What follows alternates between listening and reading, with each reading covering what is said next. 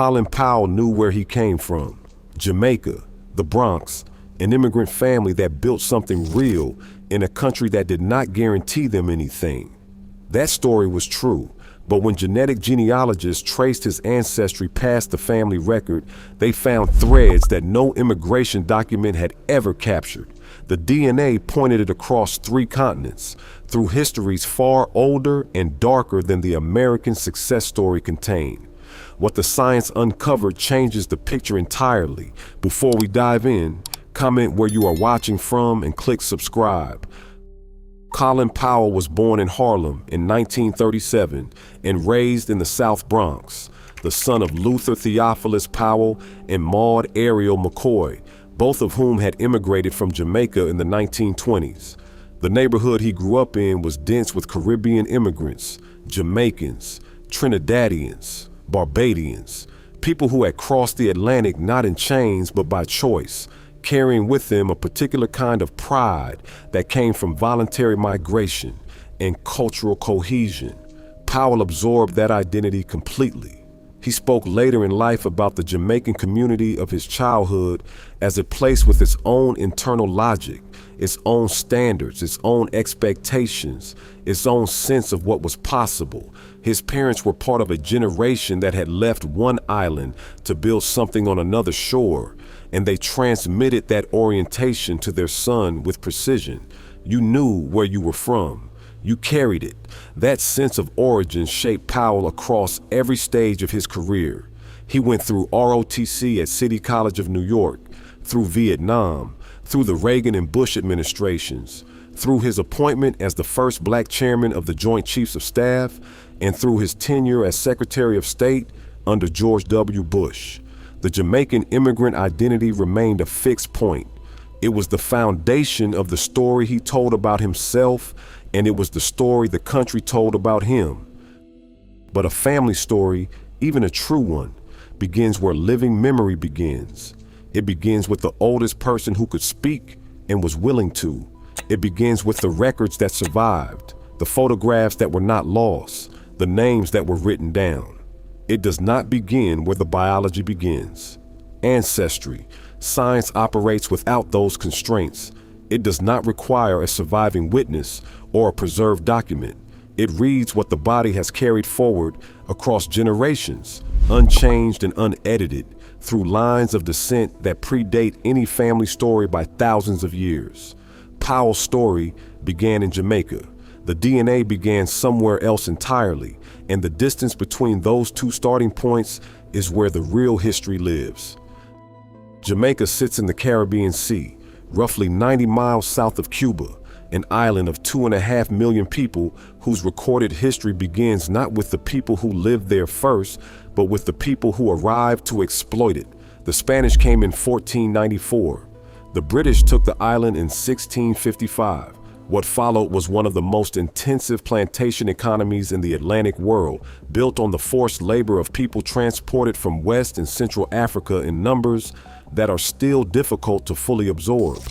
More than 1 million enslaved Africans were brought to Jamaica between the early 17th century and the abolition of slavery in the British Empire in 1834. They came from the coastal regions of what are today Ghana, Nigeria, Senegal, Benin, and the Congo Basin. They arrived without their names, without their languages and any official record, without documentation of origin. The plantation system did not record where people came from. It recorded what they were worth. The genealogical consequence of that erasure is still being reckoned with. A Jamaican family tree, traced backward past the mid-19th century, does not run smoothly into a documented lineage. It runs into a wall. On one side of that wall are names, dates, and places. On the other side is the Middle Passage, and beyond that, Africa, vast, specific, and almost entirely unnamed in the colonial record. What survived that erasure passed through bodies rather than documents, through the mitochondrial DNA carried unchanged from mother to child, through the Y chromosome passed from father to son, through the autosomal markers that record the proportions of ancestral populations mixed across generations of Jamaican history. Caribbean genealogy is unlike almost any other discipline in this respect. It requires triangulating between plantation ledgers, emancipation compensation records, missionary baptism registers, and genetic evidence, assembling a picture from fragments that were never intended to form one. Powell's family emerged from this world. What the DNA found running through his specific ancestral lines was more precisely traceable than the general picture of Jamaican ancestry and considerably more historically complicated. The transatlantic slave trade was, among its many other consequences, a deliberate act of genealogical destruction. It did not merely relocate people, it systematically severed the connections, linguistic, cultural, familial, and geographic, that would have allowed their descendants to know where they originated. Names were replaced at the point of sale. Languages were suppressed as a tool of control. Family units were separated by design. The Africa that survived in the memories of enslaved people grew harder to locate with each passing generation until, for most descendants, it became a direction rather than a place. DNA changed that, not completely and not without limitation, but in ways that documentary research alone cannot replicate. Mitochondrial DNA, passed unchanged from mother to child across every generation, carries a haplogroup signature that connects living people to ancestral populations with a specificity that no plantation ledger ever recorded. Y chromosome analysis does the same along the direct paternal line.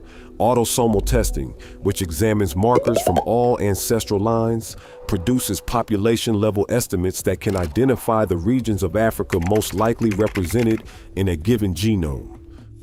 When these tools are applied to Powell's ancestral lines, the dominant signal is unmistakably West African.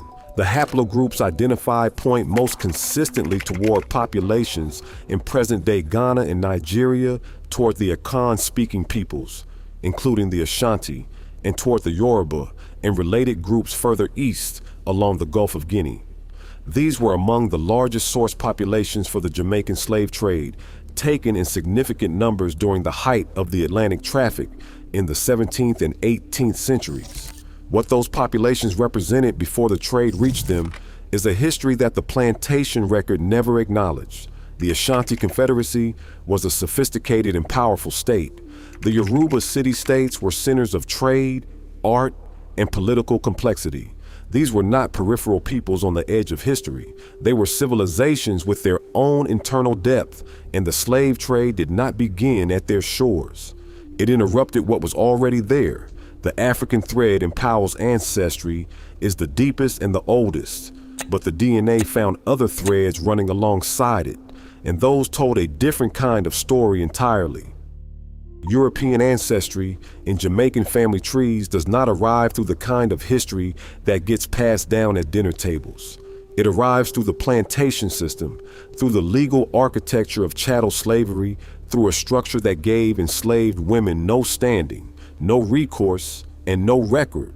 The bloodline passed. The circumstances that produced it were rarely documented, and when they were, the documentation served the interests of the people who held power, not the people who had none. The European admixture in Powell's DNA is consistent with British and Irish colonial ancestry. The demographic profile of Jamaica's planter and administrative class during the centuries of British rule. This is not a surprising finding in the context of Jamaican genealogy. Studies of Caribbean populations consistently show European admixture ranging from 15 to 30% in people of primarily African descent, reflecting the scale of what the plantation system produced across generations. What genealogical research into Powell's specific family line adds to that general picture is geography. The records point towards St. George Parish on Jamaica's northeastern coast, one of the island's significant plantation districts during the colonial period. Parish records from St. George document the family clusters that populated that region through the 18th and 19th centuries. And within those records, the outlines of the colonial connections that entered Powell's ancestry begin to take shape. The British and Irish families who administered and owned land in parishes like St. George were not anonymous.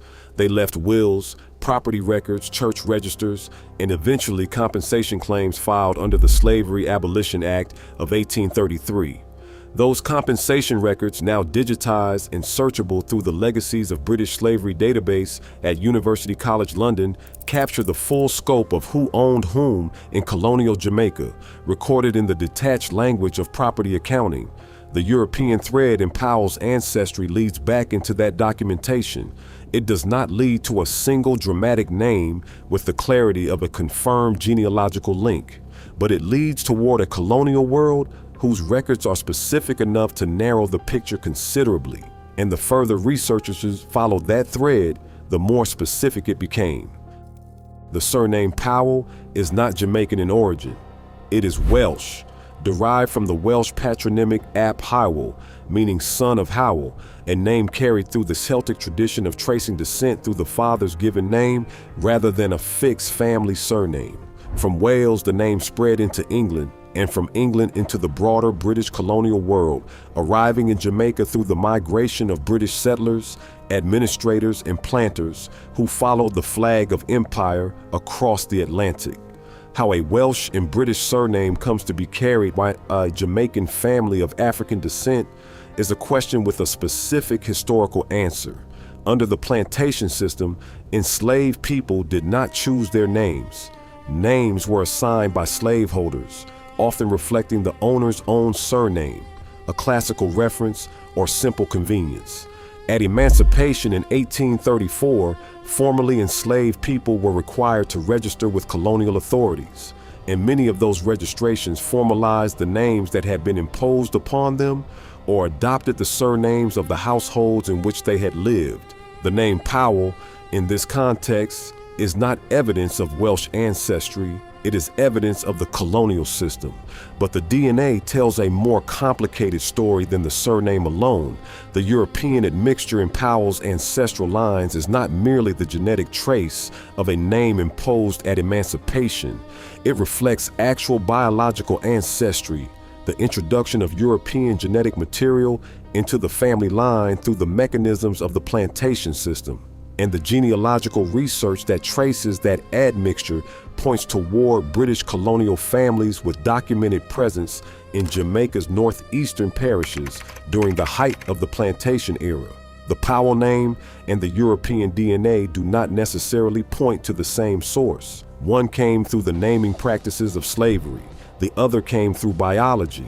That distinction matters, because it means the European ancestry in Powell's line may predate the surname, may post-date it, or may run through an entirely different colonial connection. What the records make clear is that both threads, the name and the DNA, trace back to the same historical system. The plantation world left its mark in more than one way. The Taíno were the people who lived in Jamaica before anyone else arrived. They had inhabited the island for centuries before Columbus made landfall in 1494, building communities, developing agricultural systems, and leaving place names that survive in Jamaican geography to this day. The Spanish called the island Santiago. The Taíno had called it Jamaica, which meant the land of wood and water. That name, corrupted and anglicized, is what the island is still called. Within decades of European contact, the Taíno population had been effectively destroyed. Violence, forced labor, and disease, especially smallpox, reduced the population estimated in the hundreds of thousands to near extinct within a generation. By the mid-16th century, Spanish colonial records were declaring the indigenous population gone. Official history accepted that verdict and moved on. The DNA did not. Genetic studies of Caribbean populations conducted over the past 2 decades have consistently identified Taíno ancestral markers persisting in the genomes of people whose families have lived in Jamaica, Puerto Rico, Cuba, and the Dominican Republic for centuries. The signal is faint. It is not evenly distributed, but it appears with enough consistency across Caribbean population studies to confirm that the official colonial declaration of extinction was, at minimum, incomplete.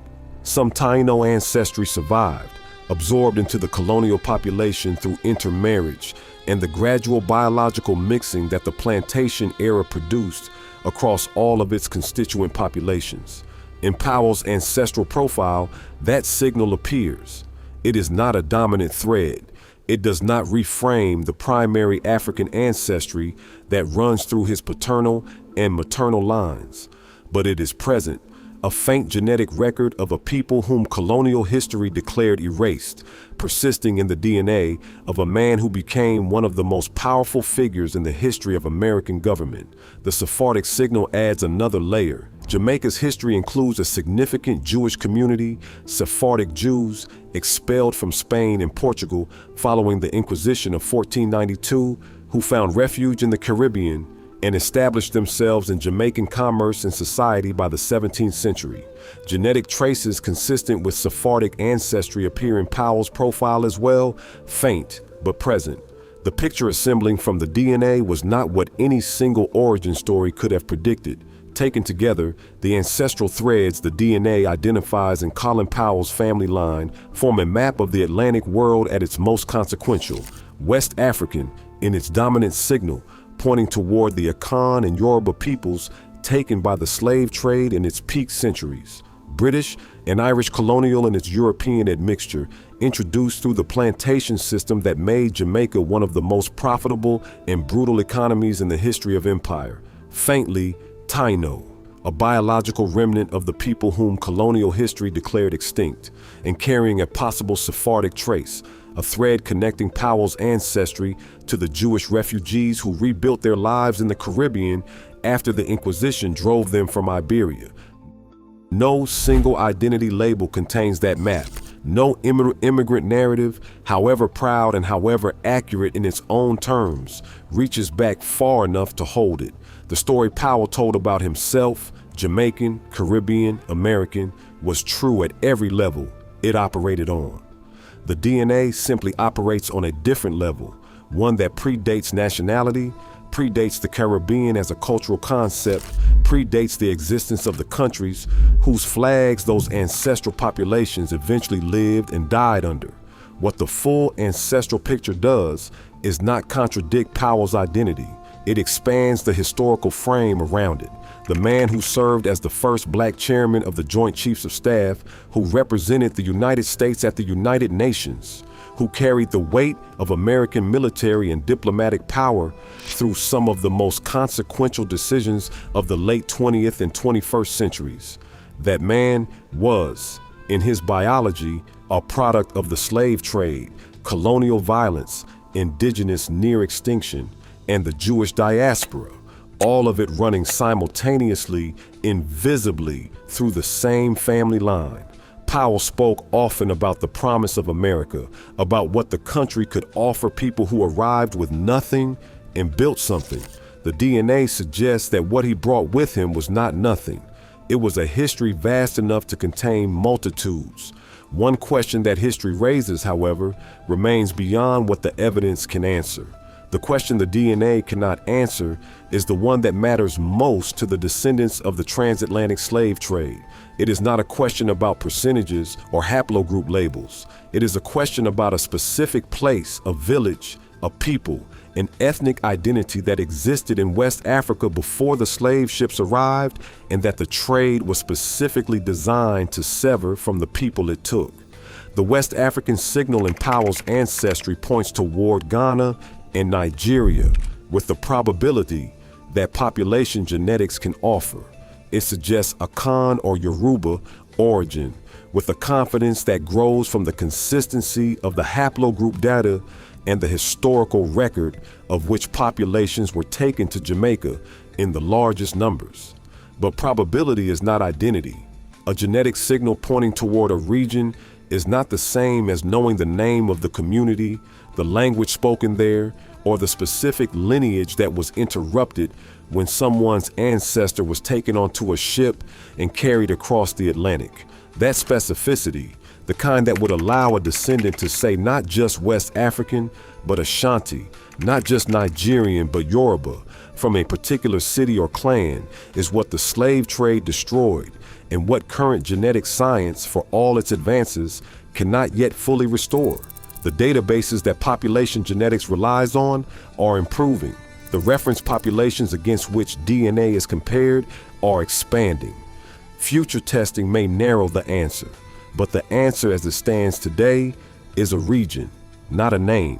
This is the condition shared by most African Americans and Afro-Caribbean people whose ancestors passed through the Middle Passage. Powell's ancestry is not exceptional in its complexity. It is representative of it. What distinguished Powell was not his DNA, but what he built on top of a history that had been designed to leave his ancestors with nothing. No name, no origin, no record of where they had been before the ships came. He knew where he came from. Jamaica, the Bronx, an immigrant family that built something real. The DNA simply reveals how much further back that story actually begins. Colin Powell's ancestry, traced as far as the science and the records allow, is not the story of one island or one immigrant journey. It is a compressed history of the Atlantic world, the slave trade, colonial violence, indigenous erasure, and the Jewish diaspora, running simultaneously through a single family line. The specific African origin that mattered most remains beyond what current evidence can name, but what the DNA found is clear enough. The story Powell told about himself was true. It was simply the smallest part of what was there.